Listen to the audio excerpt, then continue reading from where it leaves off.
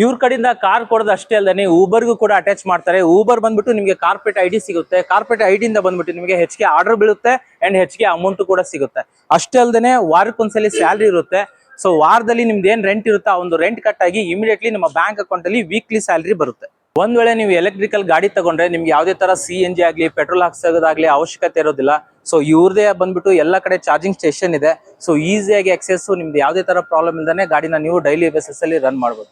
ಒಂದು ಸಲ ನೀವೇನಾದ್ರು ಡ್ರೈವಿಂಗ್ ಟೆಸ್ಟ್ ಕೊಟ್ಟು ಕಂಪ್ಲೀಟ್ ಆಯ್ತು ಅಂತ ಹೇಳಿದ್ರೆ ಟ್ರೈನಿಂಗ್ ಇರುತ್ತೆ. ಟ್ರೈನಿಂಗ್ ನ ಕಂಪ್ಲೀಟ್ ಮಾಡ್ಕೊಂಡು ಗಾಡಿ ಬಂದ್ಬಿಟ್ಟು ನಿಮ್ಗೆ ಹ್ಯಾಂಡ್ ಓವರ್ ಮಾಡ್ತಾರೆ.